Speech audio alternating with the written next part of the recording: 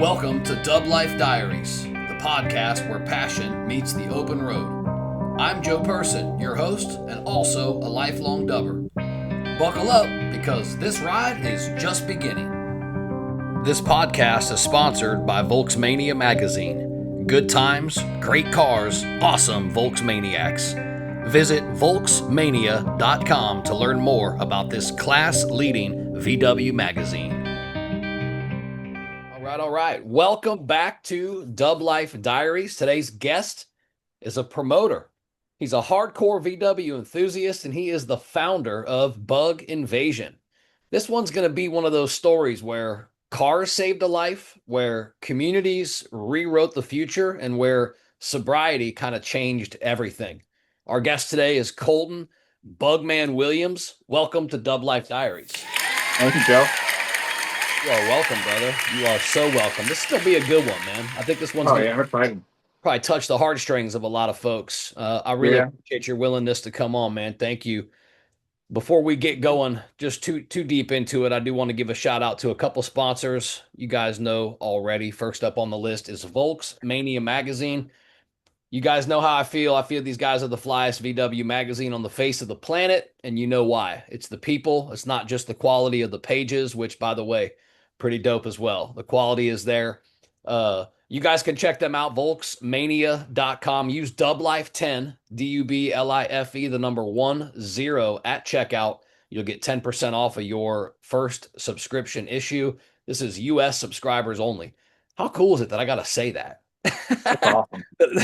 That I have to say U.S. only. Yeah, pretty cool. Also, shout out to Salty Dub. From the beach to the bay, Salty Dub is tearing up the coastal VW scene with events, with swag. You can check those guys out, saltydub.com. Same discount code applies, DubLife10. Only works on merch, and that could be from all over the world. So log in, check those guys out. All right, my friend, back to you. All done with the shout-outs. Works for me. So look, man, before we get into cars, before we get into car shows, where we talk about Bug Invasion, I want to ask you, how are you really doing right now? Man, I'm good. For the first time in my life, I could say I'm happy, I'm healthy, and I'm good. Okay. I can take that. And I have a feeling this is going to get into all the why behind that. This is going to be awesome. When I got your background and your story, I was excited, you know, because this is kind of, what we look for. We look for, I'm a podcast guy. I look for stories. Yeah. I look for stuff like this. So again, thank you, brother, for coming on. So Absolutely. Tell me a little bit about your backstory. All right. What were cars like for you in your house growing up? I mean, my dad always had anything from old Monte Carlos to T-buckets and coupes. I mean, I always grew up hot rod cars, street rods. Then my buddies had imports and mini trucks. So I kind of grew up with a variety of everything. Then I had a few friends that had old Bugs, but I never really thought much of it. I was like, oh, it's a Volkswagen. And then I drove one, and I'm like, wow, this is awesome. Then you were like, yo, it's a Volkswagen. And I'm like, there's other cars out there now? I know your backstory and kind of what you told me. You bounced around between imports, like you just said, mini trucks, lifted trucks.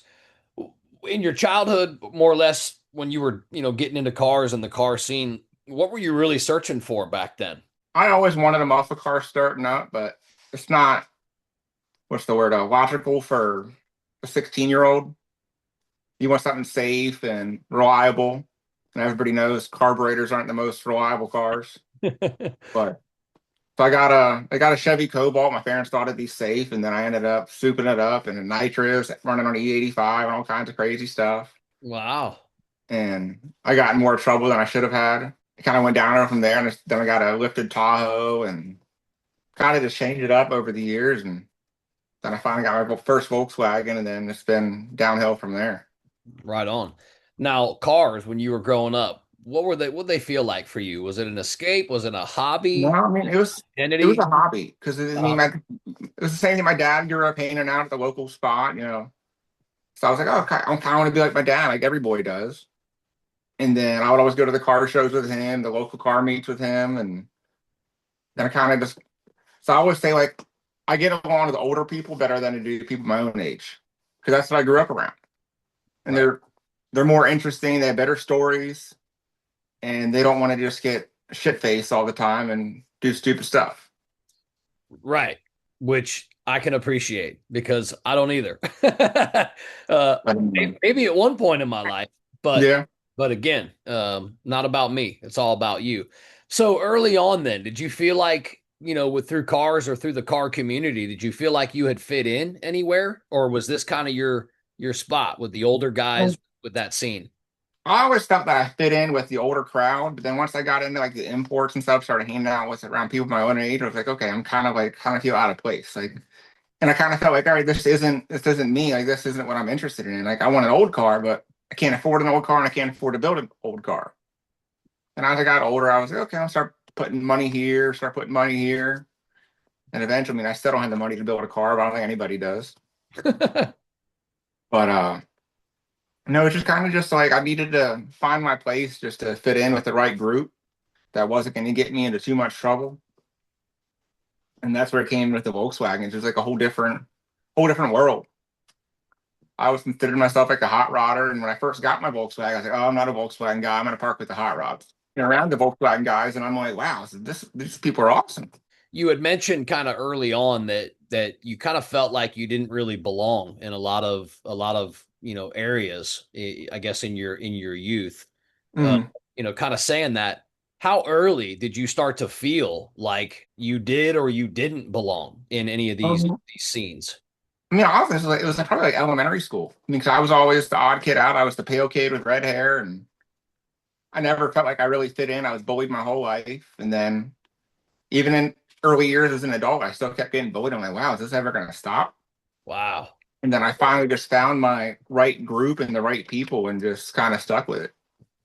So describe for me so everybody can hear, and everybody can learn from this. What did bullying look like for you growing up? And then what did it look like for you into adulthood?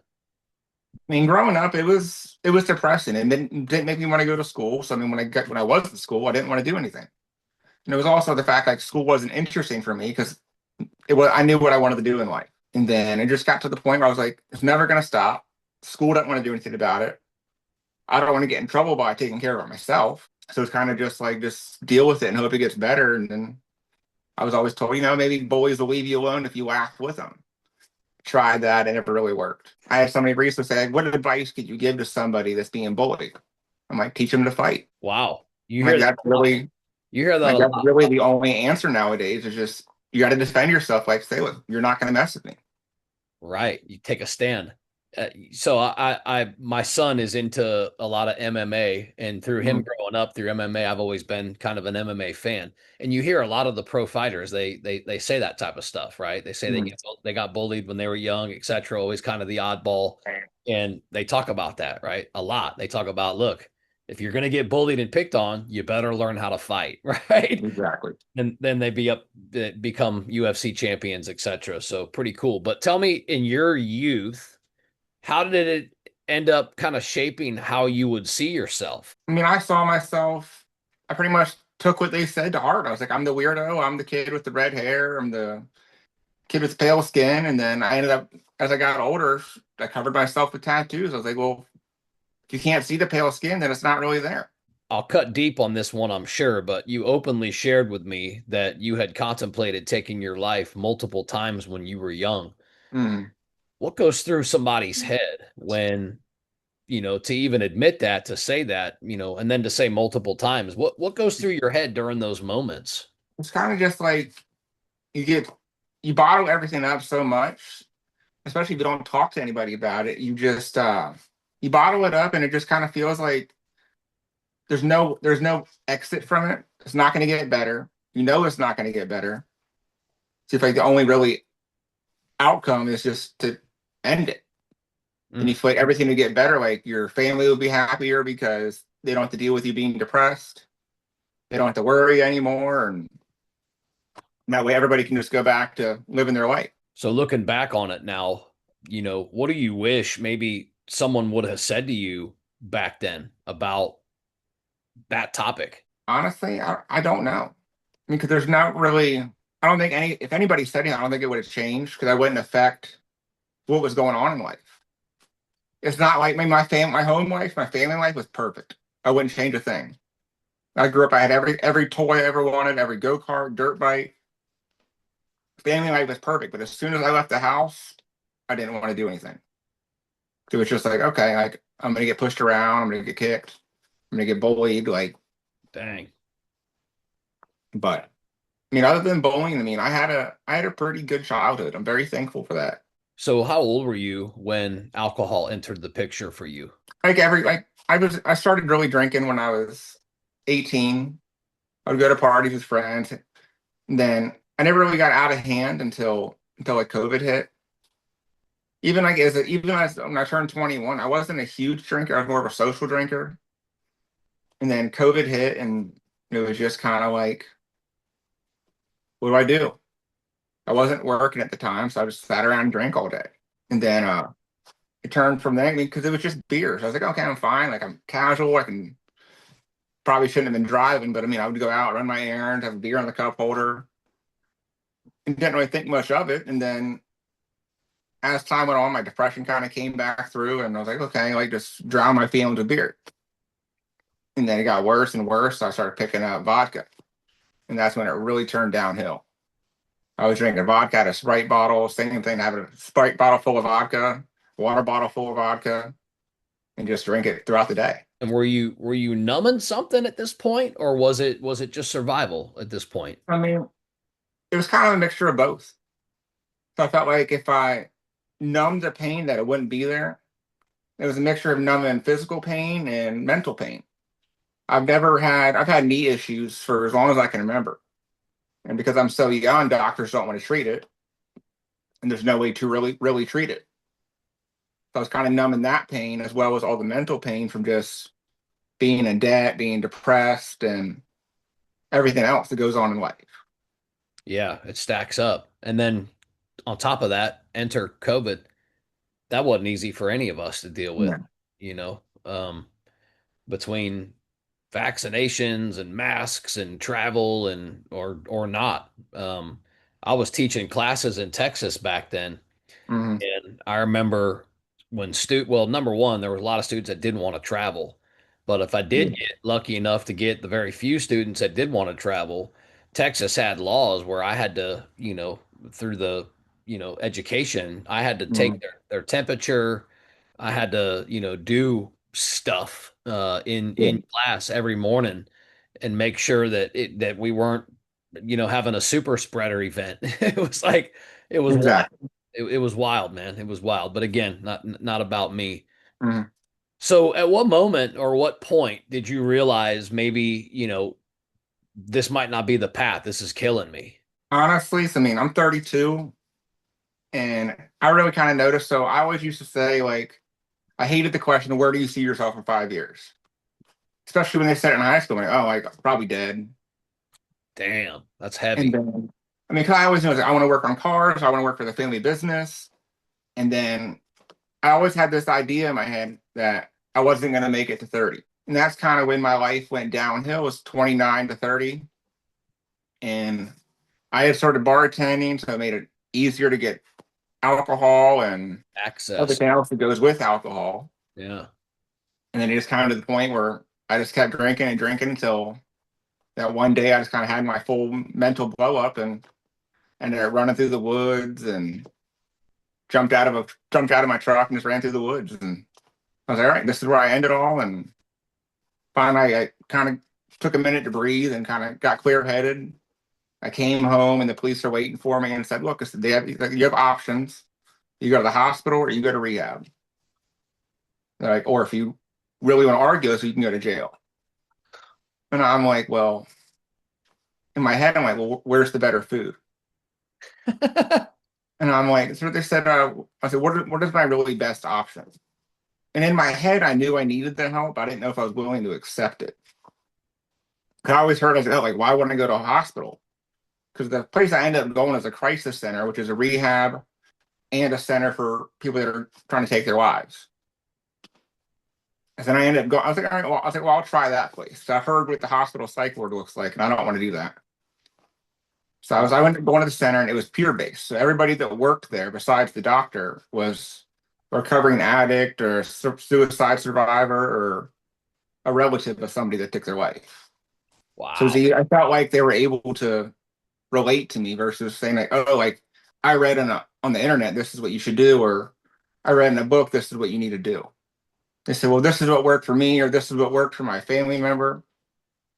So I was like, oh, okay, well, I actually feel like I can talk to you and versus a therapist or somebody like, oh, well, why do you feel that way? They actually they didn't question it. They understood what you were saying. Right. And at that point, I was kind of ready to accept the help. I started doing all the classes they had and the group sessions. I kind of just talked with other people that were in there. And then I got out and I was like, okay, I'm gonna have a beer. And it didn't taste the same.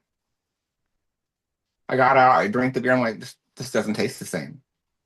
And that's when I kind of felt like I was like, all right, I'm gonna give it up. And then I really took so I would say probably that was probably a year into my Volkswagen history that I ended up going downhill like that.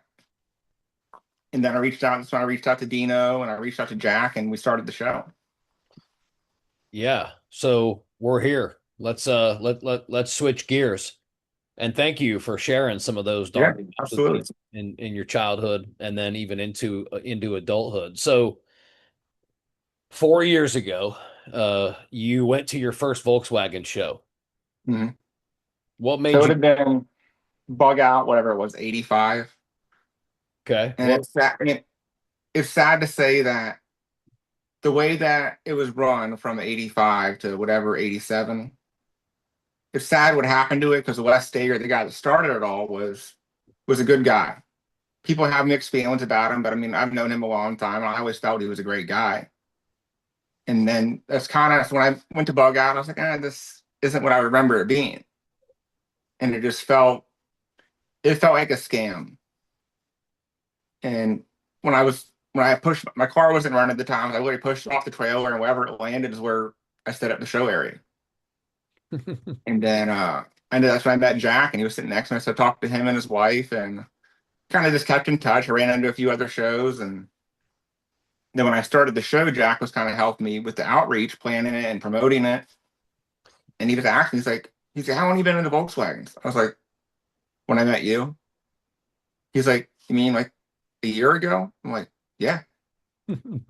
He's like, and now you're running one of the biggest shows on the East Coast. I said, I guess so. He's like, you're so modest. I'm like, well, yeah. I said, I don't look at myself like that. I'm like, I was because my idea was like, I don't want to drop his name, but like the way that he scammed all those people using the bug out name, it put a bad taste in the mouth of people with the whole bug stuff, especially in this area. So I've known the local track owner for pretty much my whole life. When I reached, we all both had the mental idea of starting the show, but didn't know where to go. So he was like, "Well, let's start a show together, and we'll go from there." So I just when I reached out to Jack, I reached out to Dino, and kind of just took it. I was like, "Let's make a show for the people. Keep everything cheap. No vendor fees, no additional fees for anything like registration. It's just $20 a person to get into the show, register, set up a vendor spot, whatever." And then with the racing, it's just the normal track fees. You pay the $40 tech card and you go from there. But I mean, that kind of just took it as like let's give back. Let's Yeah. make it a true family show to where you can just come and relax and I not have to worry about spending $100 just to get into the show. Yeah, I like that vibe for sure. We're able to do that too through a couple of our events throughout the year. Now, a couple of them we can't, unfortunately, because just to get police and close down the roads and, get access to the Mhm. venue, it's, close to 20 grand. So we obviously got to divvy that cost up. But I'm interested because I met Jack myself. He's been on the show Mhm. and his wife, which is awesome. But for those that don't know, we're talking about Jack Sims. And for me, I want to back up just a little bit and go back to kind of the beginning for you and Jack. Tell me about meeting, Jack for the first time. What happened? How'd you meet? How'd you guys meet? What was that? Give me that It story. was, him and his wife had their cars parked next to mine. He was kind of just admiring their cars. He admired mine. And it was just kind of talking. And then like I met a few other guys at the show, and Jack was the only one I really stayed in touch with at the time. And then I just kept seeing him at other shows, and we just kept talking and talking. And then he mentioned the whole all VW thing that he does, and Yeah. kind So of went from there. And I realized that he's the guy that could help me really get this show off the ground. he's got something going, man, for sure. Oh yeah. Yeah. What do you think then about him and about his wife really stood out so much to you? Just the fact they were so they were welcoming. They were very like from the get-go, they were super nice. And they weren't like I feel like most strangers when you meet them are kind of off-putting. And especially from an older person to looking at a younger person. Right. Because I'm 32 and I look like I'm 20. So they thought maybe I didn't want them to think. A lot of people think I'm some punk kid, or I go to stores and see all my tattoos. Like, oh, this guy doesn't steal. Right. Unfortunately, that's society as being the judge, right? But meeting Jack and his wife was kind of like it was like meeting family members. It was kind of just it was like really warm and welcoming. Overall, did it, because of your past, being bullied, etc., did it surprise you how welcoming the VW community was? Honestly, yeah. Yeah. Especially like coming from like the import world where everybody's like, oh, let's race. Your car's junk. No matter like in the Volkswagen, so it doesn't matter what your car looks like. No. If you roll in with your four pants touching the ground and one headlight, people like it's cool. And that's something. There's no judgment in the Volkswagen world. I love that feeling. And I feel it. I feel it every event, and you're right. So in your life, you're still a young man. In your Mhm. life, in the Volkswagen community, you're relatively new to it, right? Last 4 years Yeah. or so. Was And this it would have really been kind of like the first? 20, 2021, 2022, right in the Yeah, middle of there. yeah. Yeah, So 5 years ish. Was this really like the first time you felt like you really belonged to a community, to a group? absolutely. Yeah. It was kind of just, I mean, it felt natural. Oh, Mm. yeah, that's awesome, man. Good. Well, welcome. I'm glad you're here. Absolutely. Thanks for Uh, having me.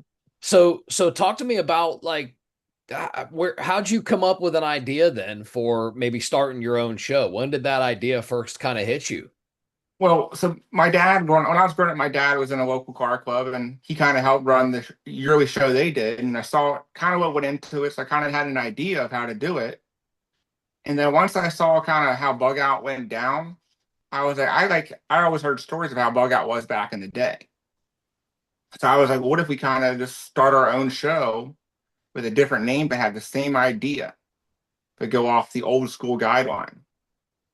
So I ended up reaching out to Wes, and he sent me everything that he had from Bug Out #1 to when he sold it. So I have like original trophy designs, like layout plans that have never been seen, never been used, Cool. flyer designs, and pretty much everything you ever need to run a show.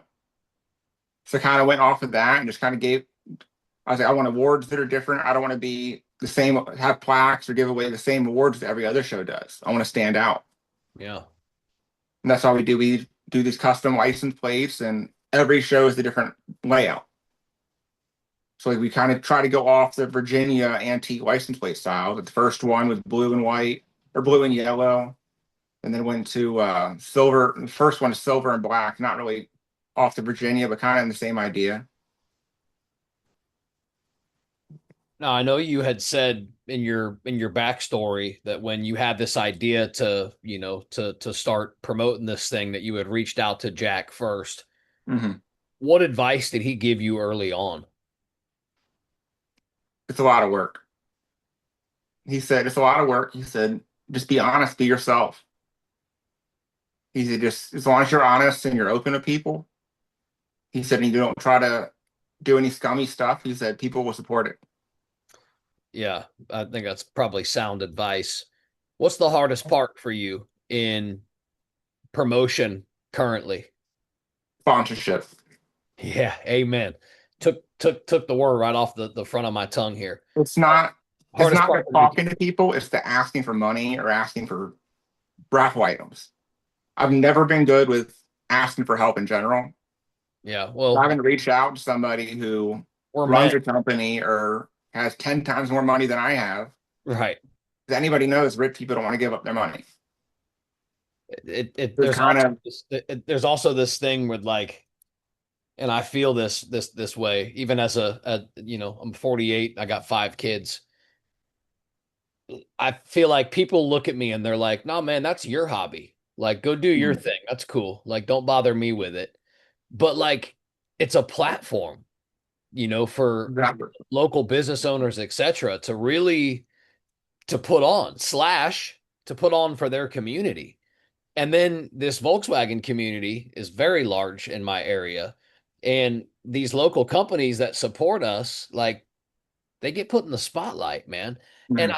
I don't want to like have to sell that thought to people. I want them to just see Exactly. it and then just reach out, but they don't. It's, Like, you really have to work for mhm. sponsorship. So I feel that. I feel It's exactly what the you're saying. hardest part because the show is held at the same place where all the bug out shows were.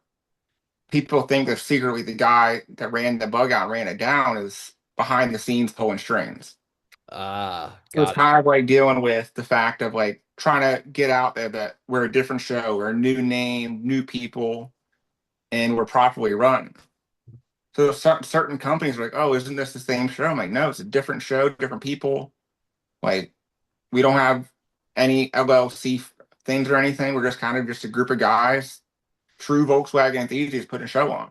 Yeah, yeah, yeah. And just Wonderful. kind of going into the fourth show, I finally kind of have that I think is finally out there that we're a good show and a decent group of guys.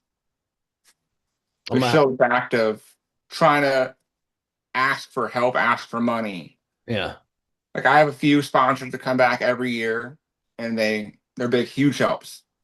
Like huge. Cookers VW, they're one of my biggest sponsors every year. Great guys and awesome support. Yeah, I man. know if it was somebody's car broke down at the show, they'd be willing to look at it. It's kind of a thing where I can call and say, "Hey, look, I know you gave me this much, but we're like a little bit short on this." He would help me. Yeah, that's super awesome that you have that and have that comfort in somebody where you can even, kind of reconnect Mhm. when you need to and even ask for additional help. We've got a couple, I'd say probably 3, maybe 4 companies that are regulars. I'd call them Mhm. a regular sponsor. And usually by the end of the show, they're already looking at me signaling, "Hey man, count me in for next year," Yeah. like, and that's a good feeling because I just like you, I struggle with that side of it. Everything Mhm. else I feel like is kind of, I'm not going to say easy, but it's not as hard as I thought it was going to be, Yeah. the city, doing permits, getting insurance, all that stuff. It's like, brother, it's all in a day's work. The hardest Mhm. part is getting community money. It's getting I mean, sponsorships. thankfully, the easy part of this is we don't have to have permits or insurance or anything. It's all under the track. Oh man, yeah, The that's hardest part, I mean, the beautiful. hardest part about the day of show is getting it because it's a two-lane road, one lane each way. So traffic does back up quite a bit trying to get in there. Hmm. But once you're in there, I mean, it's easy. We try to separate it so people that the groups that go there just for the show and the vendors don't have to deal with the race cars. We have the race cars over on one side and everything else, spectators, show cars, vendors, all on the other side. We have our own little food court, everything you need. Fun. Sounds awesome. It's on a racetrack. Yeah, So tell me about the name Bug Invasion. Where did the name come from? it was kind of just toying with different names and the track owner. I mean, so it's pretty much me and him are the main people behind the show. Then you have Dino, that's a huge help, big sponsor every year, and then he runs the car show side. So it just kind of came up. We're like, well, we don't want to do Bug Out. We can't use that name. So it's kind of just what can we do that sounds cool and grabs your attention. And we toyed with like 3 different names, and then the only one that really clicked was Bug Invasion. Okay. Sounds cool, and you can toy with different intros to it. And as you can see, I mean, the logos are cool. The way the writing is. I have Yeah. a great artist that knocks it out of the park every show. He has free range to do whatever he wants on the flyer, and I don't even have to make. I never have to correct anything. I'm like, it's perfect. I love that feeling. We have a couple of guys down here that help us out with artwork for our promotions as well. And it's the best feeling in the world when you get it back the first time and it's just, Mhm. oh, Yeah, and they're like, well, what would you change? I'm like, I would change nothing. exactly. Yeah, good feeling. Good feeling. Like, I use Jason Wharton out of Maryland, and awesome guy, a pinstriper, artist, anything you ever need. Sick. He's the guy. Yeah, cool, man. Shout out to him for sure. So, what was your vision for the first show? Take me back to just this is the number four coming up. So, what was your Yeah, vision for the first show? I know collectively you wanted to kind of spin off of the old, what you heard was, yeah. yeah, but give me your It version was of kind of just, have a successful day. I didn't care if 10 cars showed up. I just wanted to have a successful day and make people happy. The first show was bigger than I ever thought it was going to be. it. It's Because always people, like I said, people kind of had a bad taste in their mouth from the previous ones. So it's kind of just like, oh, like, how do we know people are actually going to show up? It goes back to the old days where if you have a party, you're like sitting there like, okay, it's 9 o'clock. Where is everybody? right. And then, cars just started rolling in and spectators started rolling in. And then we ended up the first show had a rainstorm. And it was kind of just, we're sitting up in the tower, just watching people. And the field was still packed. Show cars were still packed. Spectator was still packed all the way. Nobody was leaving. Me and the track runner just sitting there looking at each other like, is this real? Even the racers stayed. Cars were still lined up in the pits. And they're just kind of like, okay, like, why is nobody leaving? Is there something wrong? And then the rain stopped and everybody came back out. So like it's just, I mean, I feel like any other car show, people would have been gone. Show would have been cleared out. But it's like starting over. When you consider doing this, and I'm kind of I relate, I guess, because I promote events as well. But when you thought about doing this, tell me I guess, what were you scared most of when you first pulled the trigger and you said, all right, this is it. We're rocking it. We're doing it. Here's the name. Here's what's up. What'd you fear the most? Failing. Failing. Okay. I guess that's touche. Me too. But my failure wasn't that it was going to be due to me. My failure was Mhm. going to be due to people not showing up. And Yeah. that's what I thought, right? It wasn't like I wasn't going to fail in the aspect of my effort. I wasn't going to fail in the aspect of, the artwork, the flyers, again, the Mhm. on the business side of the event. I wasn't going to fail. I was hoping that it was going to be reciprocated. And my passion was going to be felt, as I'm sure you felt and feel the same way. So yeah, failure. I can take that. Tell me this. As you know, the hardest thing with the show is, like you said, the cost. Yes. And Awards are a lot of crazy people in the expensive. Volkswagen community don't understand that. Exactly. I can Just, say that very comfortably. especially with like events like mine where you have racers as well. A lot of these racers aren't local. So you got to have payouts high enough for them to be willing to travel. Right. And a lot of guys won't travel for more than $500. I have some of the highest payouts on the East Coast. We're pretty much tied with two other events, but we try to keep it where we can afford it versus also making it grab their attention and want to come down. So aside from the costs, sheerly, what do people not realize about running a car show? The work that goes into it. Yeah. Because I'm sure nobody's ever going to be completely happy. Yeah. I get complaints all the time of, well, cars shouldn't win this award. You need to have top 20 versus just top 10. Because the way that I look at it, if you didn't win an award, there's a reason why you didn't win an award. Yeah. Yeah. Like, build a nicer car. I hate to be like sound like that, but if you're not winning awards, build a nicer car. We don't even put like judging, etc., in the hands of anybody that has anything to do with promotion slash Mhm. the event itself. We usually put it in the hands of the sponsors and or, we try to go in that route. We try to have a lot of classes, etc. But you said it best. You can't satisfy everybody. No. And every year it's the same thing, for us as well. We get a couple people that complain and they want to give their feedback, and I'm comfortable to take their feedback. I can take it on the chin, it's no problem. Yeah. Because like for me, like going to car shows, are awards nice? Yeah, because it shows your hard work paying off. But I've never really cared for awards. My dad makes fun of me for it. He's like, "Well, you sound like a loser," and I'm like, "Not really." I was like, "I go for the connections, hang Yeah. out with my friends, meet people." I was like, Yeah. "If I win an award, cool. I appreciate it. It'll go up on the wall with the rest of them. But if I don't, cool. I had a good day with some friends." Yeah. And that's the vibe for the community, man. That's the VW community for sure. Mhm. Your first event, looking back at it, what went wrong? Honestly, nothing. Ha! Great, great, great, Like, great way to say that. even Jack and Dino will back me up. Like, we kind of just sat there, like, "Wow, we did it." Yeah. I mean, there was a couple of things like you're gonna make adjustments on, like the way traffic flows or whatever, but nothing truly went wrong. All right. What went right? Everything.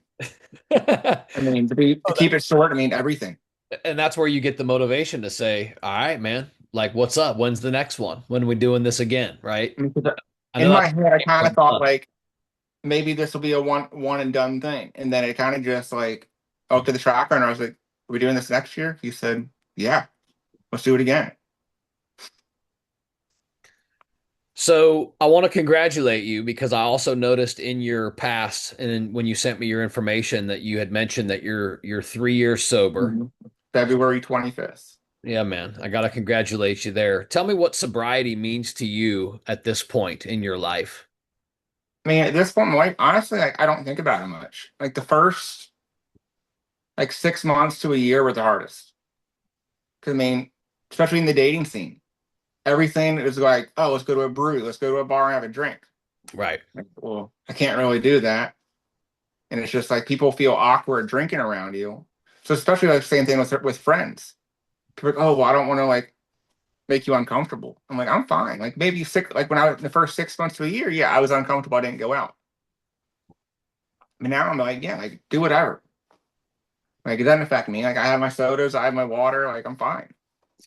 How did the Volkswagen community support you in sobriety? So a lot of like, I mean, I make my like occasional Facebook post about it, but I never really was out there in the open with it with everybody. Like I talked to Jack about it. I've talked to like Dino about it because Dino, in his background, his family kind of ran a sobriety clinic. So it's kind of just like I talked to him about it when I first met him, and then Jack, and then a couple my regular little circle that I hang out with, they know about it. But I never really. It kind of just like I said, it felt welcome. I felt like I fit in, so I didn't feel like I had to like numb any pain or feel like I had a drink. Now, for those that don't know, this is Dino Styles, Dino's Garage. Yeah, Yeah, probably could have mentioned that. yeah, that's okay. Just want to make sure that we give credit where it's due. Awesome guy, been on the podcast as well. Quite the story, and just a super guy. I very recently went and picked up a 1995 Eurovan from a dude's Mhm. garage. Not running, hasn't been started since 2001. I still got some work to do to get it started. But Dino reached out to me, man, and was in my DMs. We were Mhm. texting back and forth, and he was just giving me some advice and some tips, and just a super guy. I kind of connected with him from the first time that we chatted and talked, and he was even supportive of my podcast for quite some time. So super thankful for my relationship with him as well. Yeah, he's a good guy. I mean, probably one of the nicest guys I know. Super nice guy for sure. Do you think that the car show scene, not just Volkswagen community, but I guess bug invasion as a whole, do you think it helps you like with accountability? Oh, absolutely. So I mean, like I feel like once I stopped drinking, I feel like I had to do something to fill that time to where I would have been at the bar or out partying. Right. So I feel like keeping myself busy with the Volkswagen show, like a lot of people don't realize that it's year round. That it's year round work. It's not just a couple weeks or a day. We got to work year round for this show. And that was the problem with the volunteers.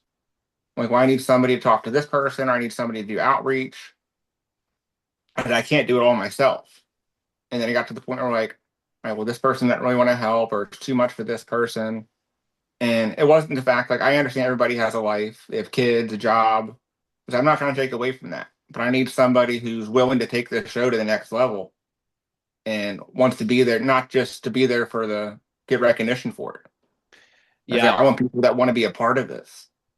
I have found that that's actually a challenge for us as well is volunteers.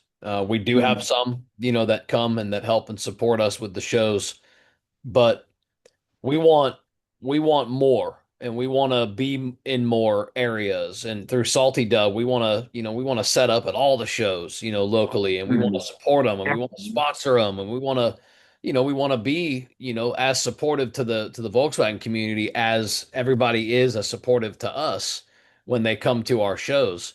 But we're only it's me and my buddy Alan. We're only two guys. Mhm. We both have businesses and we both work, and right, and we both have families and young kids. And I'm not bitching, I'm not complaining. Believe me, I love the opportunities that we get through promotion and through hosting events.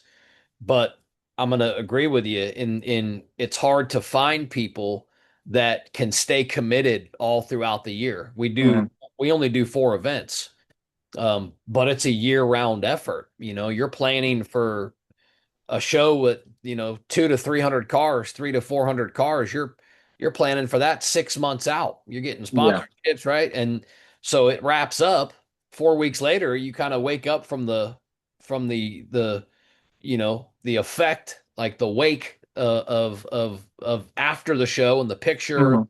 all the viral reels and all the stuff that happens.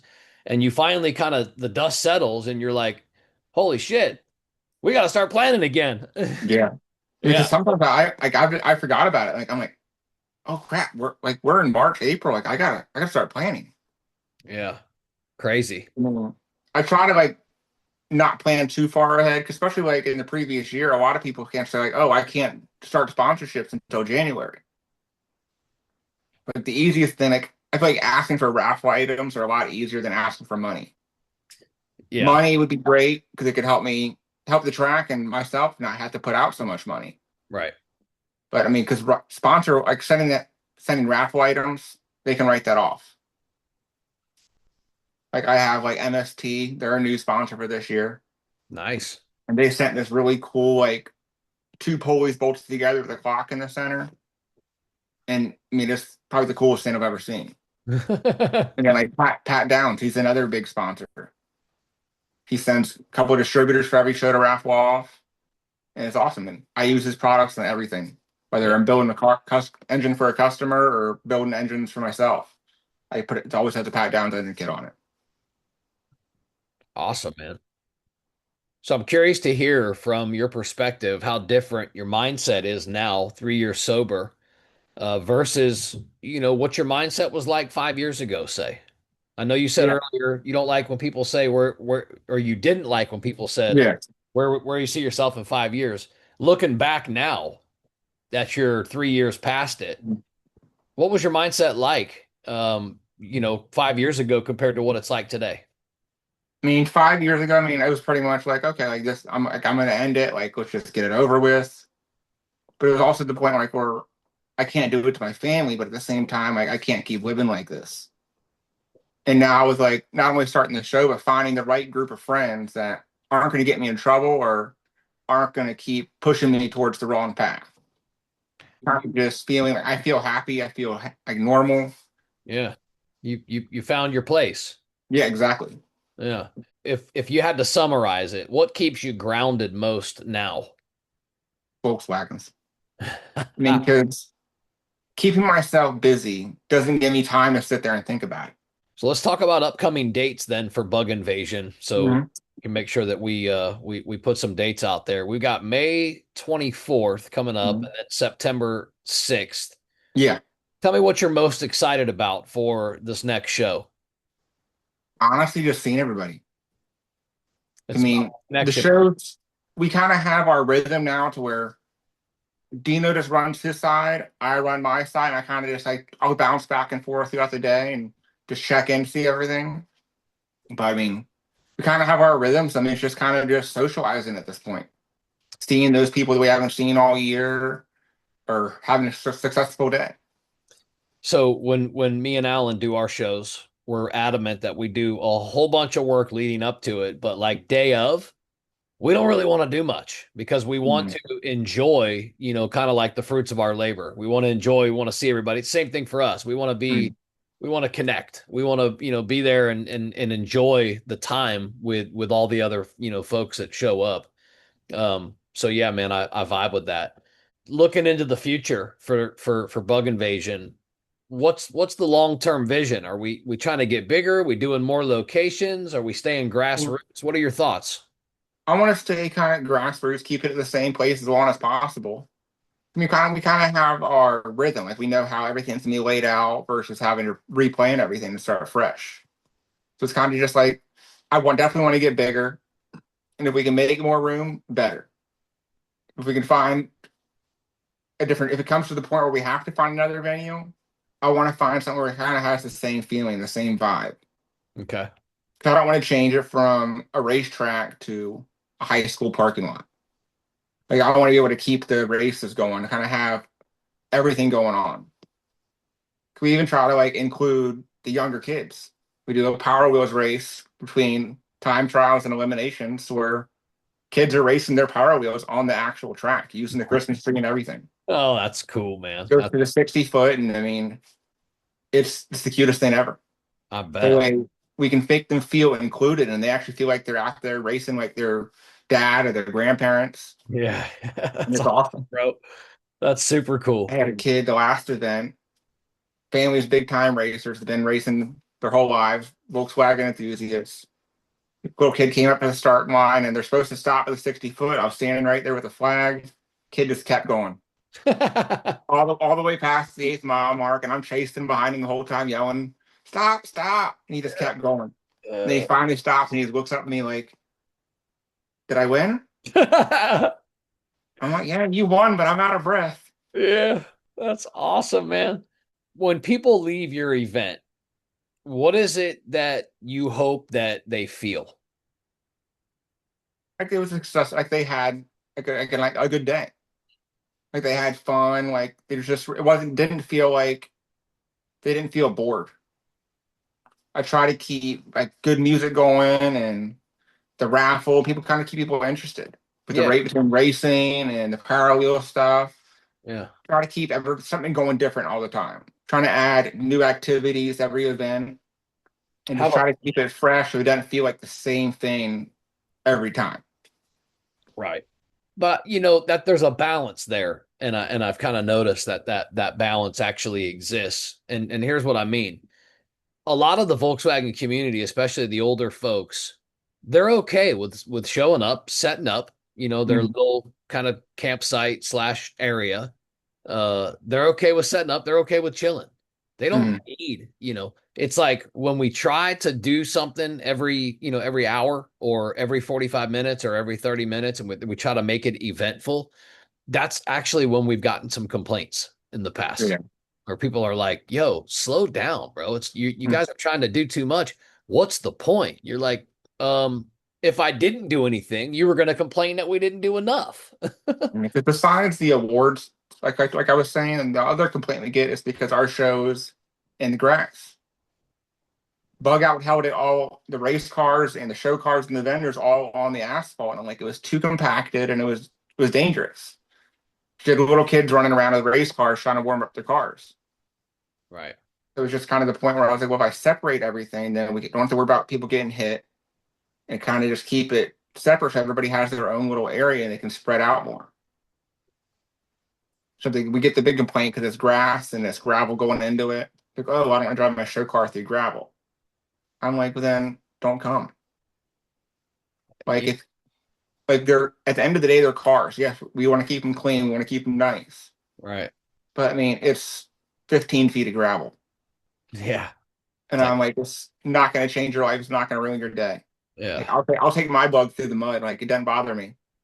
I got a bug on air ride and slammed on the ground, but I'll take it through the mud. I had a guy last time complaining that I was like, oh, well, the field was a little muddy in spots. I'm like, okay. So when the show was over, I'm out there doing donuts in the field in the mud. And I'm like, just a car. I got a hose at home. Yeah. So describe the Volkswagen community for me in just one word. Family. Family. Yeah, man. Good stuff. Good stuff. All right, I got some rapid fire questions. All right.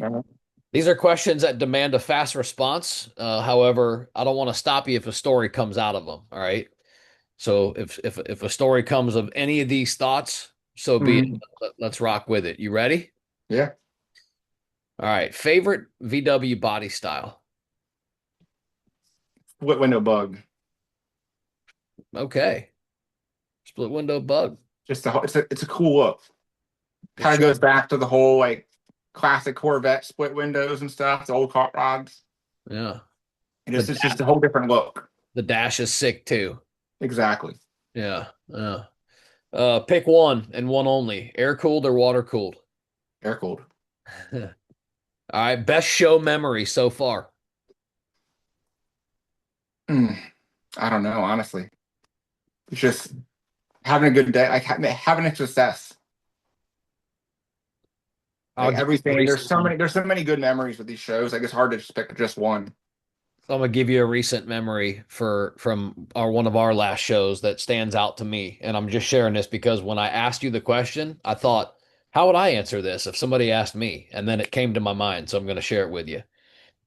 We had a guy show up in an early uh, split single cab, Mhm. and in the bed of the single cab is this giant pound, probably 5, 6, 700 pounds of sand, beach sand, Mhm. and I'm just like, okay, like he came in the parade and everything in the morning. And he parks up front in the very front entrance of the show where all the spectators are coming off the pier and they come into the show. And for the first probably hour and a half of the show, first 90 minutes of the show, this dude is carving our logo out of a sand sculpture. Oh, that's awesome.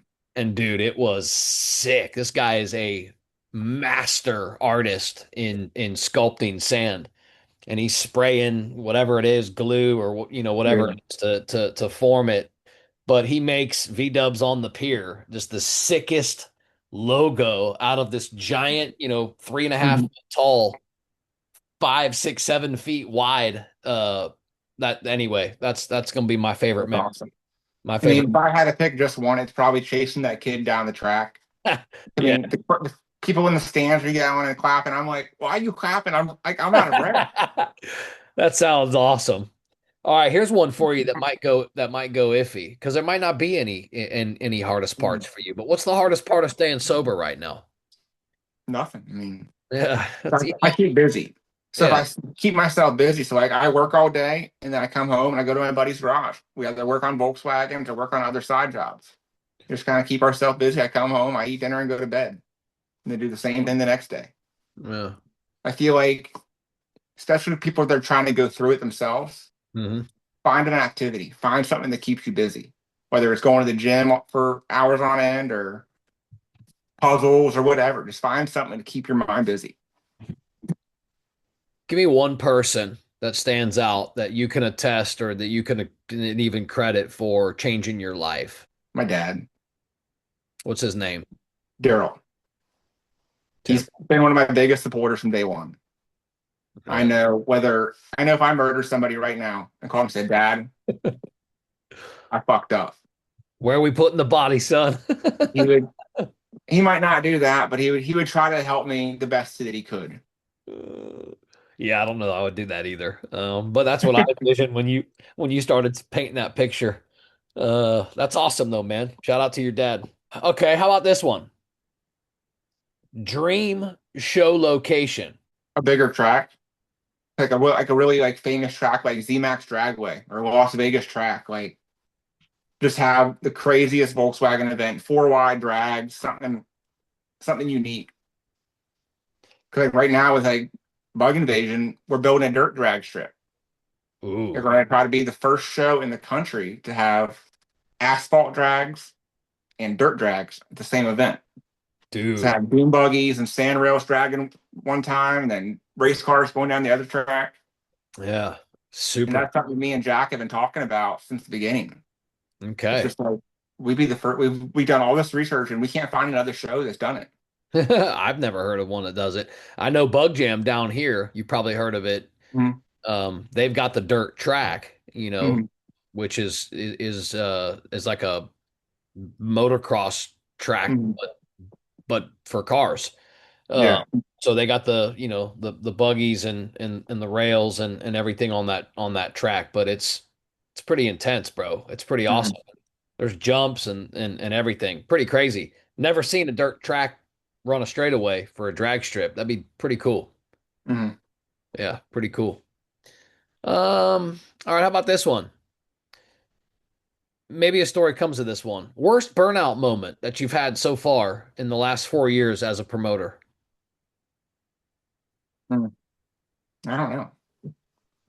Just trying to keep the show going. So I mean, sometimes like you get certain feedback, and you're like, well, why not? Why don't I just pull the plug? And people aren't happy with this. Why not just pull the plug and end it all? Right, Like if people aren't happy, like what's the point? Then you think about like, okay, not everybody's going to be happy. right. I try to please them. I had one spectator show guy was complaining because his stock bug didn't win an award, and I'm like, I go back to the thing of like, build a car, customize it. And I'm like, okay, well, some people like their car stock. I get it. I respect it. So I created a class for just best stock. Yeah, for the I purist. mean, you can have like with that limitation, like if you change the wheels or something simple, the trim, but like just I tried to do that, and he still wasn't happy. Can't satisfy everybody. That's what Yeah. I've learned for sure. And I've known that actually throughout most of my life.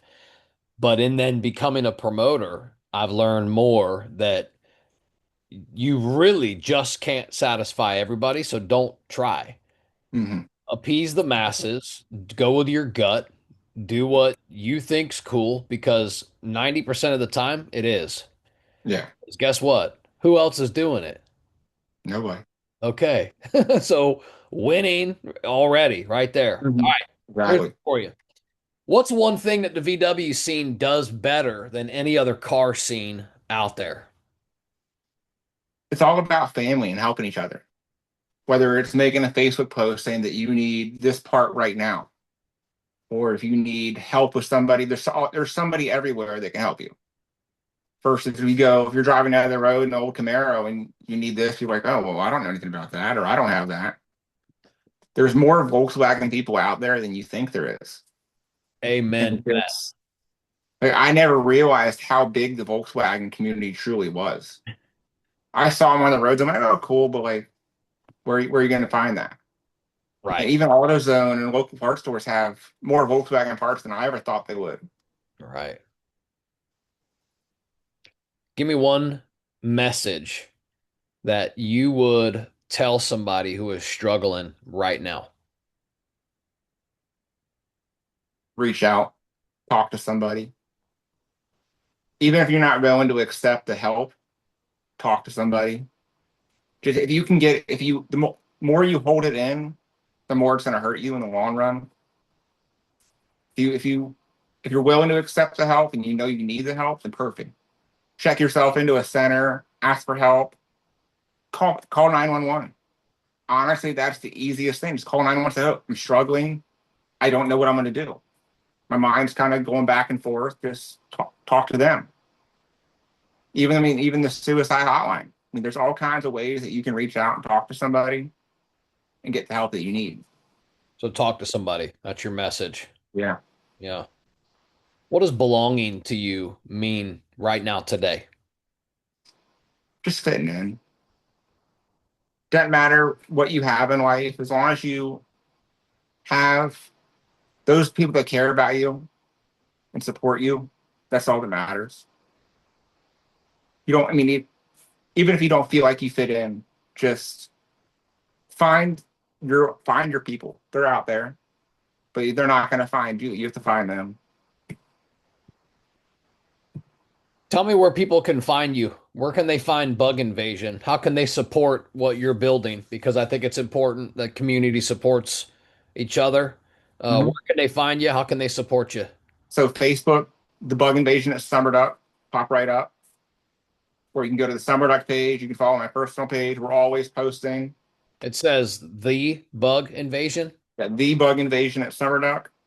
Okay. Or you can go to my personal page. I usually make posts on my personal page that I'll share them to Bug Invasion or vice versa. Kind of just depends on what page I log into at that moment. But usually I post the same posts go on both pages. Are you on any other socials or like YouTube, No. anything like that? Not yet. So just Facebook? Yes, I'm not very technologically advanced. All good. I kind of just keep it with the Facebook, and that way I'm not forgetting to post here, not posting there. What about email? If somebody wants to email you to holler at you, it would be thebuginvasion@gmail.com. Okay, cool. That'd be the easiest way to get to me because that's a whole separate email. Okay. Anything that you want to say to the VW community, or I don't know, maybe say to anybody? Shout out to Jonathan Abrams, Mistress. You make my brain hurt, garage. And that's a wrap for this episode of DubLife Diaries. Thanks for riding along with us and diving into these incredible stories of the people in the dubs that drive their dreams. If you love today's episode, don't forget to subscribe or hit that follow button so you never miss an adventure. Do you have a story to tell or know somebody else who's living the dub life? Awesome! Reach out to us. You can find us on all socials at DubLife Diaries or shoot me an email. I'm not hard to find. DubLifeDiaries@gmail.com. Until next time, keep the engines humming and the wheels turning, and always follow the road that inspires you. This is Joe Person. I'm signing off. I'll catch you on the next ride.